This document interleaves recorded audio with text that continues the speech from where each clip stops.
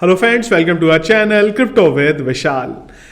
तो guys, RBI के जो गवर्नर है दास जी, उन्होंने कुछ स्टेटमेंट दिया है क्रिप्टो करेंसी को लेके। उसके बारे में फटाफट क्विकली डिस्कस करेंगे। टेलीग्राम पे, ट्विटर पे मैंने ऑलरेडी लिंक आपको शेयर कर दिया था, वहां से भी आप देख सकते हैं।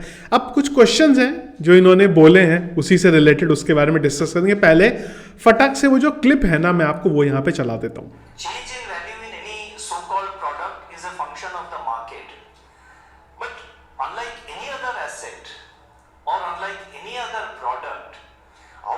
Concern about crypto is that it doesn't have any underlying whatsoever.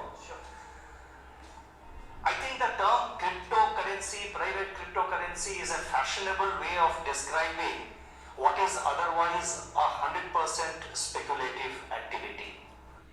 तो पहली चीज़, प्राइवेट क्रिप्टो करेंसी, मुझे नहीं पता, आज तक मैंने कोई डेफिनेशन इतने सालों में अपनी ज़िंदगी में नहीं पढ़ी कि प्राइवेट क्रिप्टो करेंसी अगर होती है तो क्या उसकी गाइडलाइन है। दूसरा जो यहाँ पे एक स्टेटमेंट आया है, एक बार फिर देखते हैं।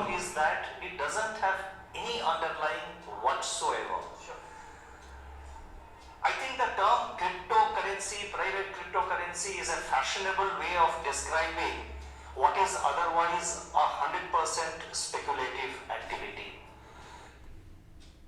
क्या बोले इसके बारे में पता नहीं, चलते आगे। And there is a talk that it should be regulated. Now, how it is to be regulated, somebody needs to explain. बहुत बड़ा क्वेश्चन है ये, और ये इस बात में मैं एग्री करता हूँ दास जी से कि इन्होंने बोला कि यार क्रिप्टो करेंसी को कैसे रेगुलेट करें, कोई बताए। अब यही तो क्वेश्चन है कि जब क्रिप्टो करेंसी को रेगुलेट नहीं हो सकता था, जब कुछ हो ही नहीं सकता था, तो 30% टैक्स की क्या जरूरत थी। आप वही टाइम पे बोलो कि हमें समझ में नहीं आ रहा है, हम बंद कर दें। एक तरफ 30% का टैक्स लग गया, तब कोई नहीं था।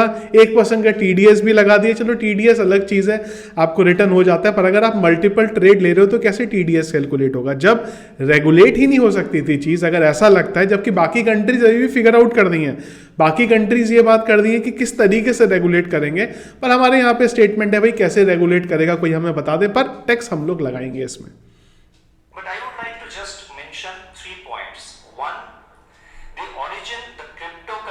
The private cryptocurrencies owe their origin to bypass the system, to break the system. ये एक्चुअल में प्रॉब्लमेटिक चीज़ है यहाँ पे। ये मैंने एक बार पहले भी बात करी थी। ब्लॉकचेन क्या बोलता है? ब्लॉकचेन ये बोलता है कि गवर्नमेंट की ज़रूरत नहीं है हमें। ये ट्वीट भी किया था अगर आप लोगों को याद है तो। ब्लॉकचेन बोलता है कि इतना ज़्यादा सब कुछ ट्रांसपेरेंट है कि हमें गवर्नमेंट की ज़रूरत नहीं है। बिटकॉइन क्या बोलता है कि मनी की ज़रूरत नहीं है। तो भाई अगर ये दोनों चीजें मिल जाती हैं तो फिर आप जानते हैं किस तरीके से कुछ हो सकता है।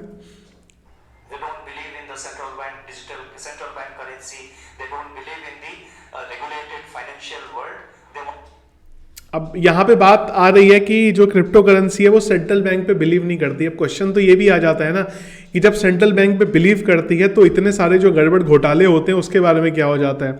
मैं नाम नहीं लूंगा, आपको ही पता है कि बहुत सारे लोग इंडिया में घोटाले करके बाहर चले गए हैं। वहाँ पे भी तो सेंट्रल बैंक इन्वॉल्व था, वहाँ पे कौन सा 100% चीज़ें रिजॉल्व हो गई। आपको पता है कि एक जना इंडिया से बाहर के दूसरी कंट्री में चला गया, उसको वापस लाने में प्रोसेस आई एम श्योर कि वहाँ पे चल रहे हैं। लेकिन छोटा सा एग्जाम्पल है अभी तो हमारे सामने कि हम लोग जो सेंट्रलाइज डिसेंट्रलाइज सिस्टम के बारे में बात करते हैं।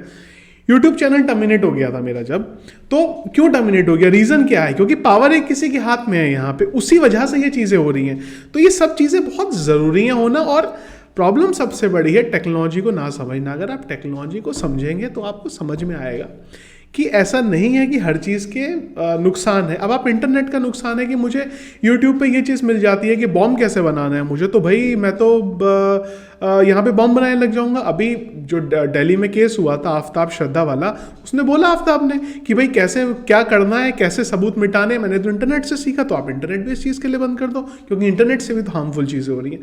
आपका प्रोस्पेक्टिव है, आपको अगर हर चीज़ नेगेटिव सोचनी है तो नेगेटिव दिखेगी, पॉजिटिव सोचना है तो पॉजिटिव दिखेगी। आगे चलते हैं।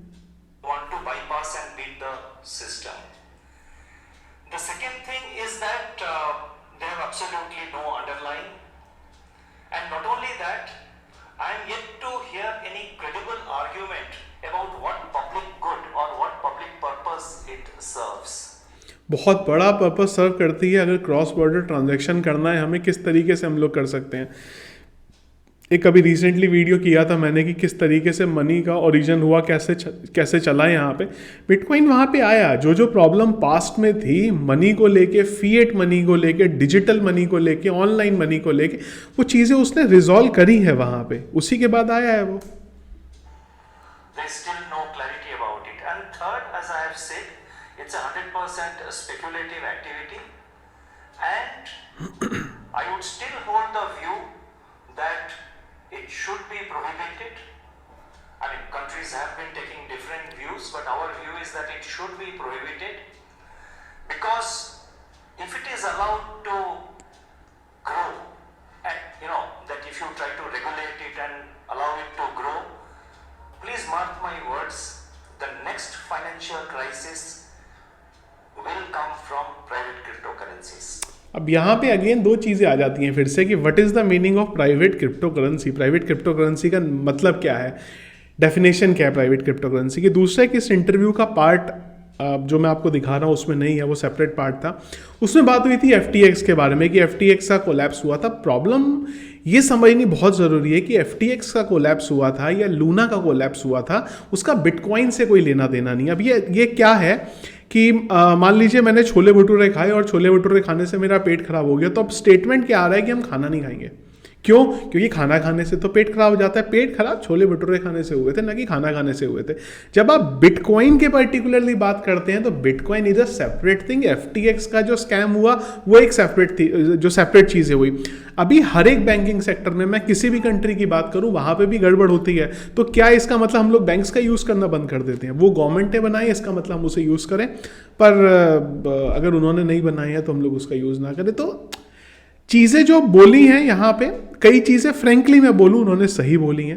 पहली चीज़ कि उसको रेगुलेट करने के बारे में जो बात बोली थी वो डेफिनेटली बहुत क्रिटिकल चीज़ है कि आप किस तरीके से क्रिप्टो करेंसी को रेगुलेट करोगे। लेकिन जैसा इन्होंने बोला यहाँ पे कि क्रिप्टो करेंसी के थ्रू आने वाले टाइम में फाइनेंशियल क्राइसिस आ सकते हैं, शायद। अपनी जो इन्होंने चीज़ बोली है वो सही बोली है, शायद आ सकते हैं। लेकिन उसका सबसे बड़ा स्टेप है उसको रिजॉल्व करना, वो है रेगुलेशंस आना। अगर रेगुलेशन सही तरीके से आती हैं, रेगुलेशन ये नहीं है कि 30% tax 40% tax low, that is not regulation.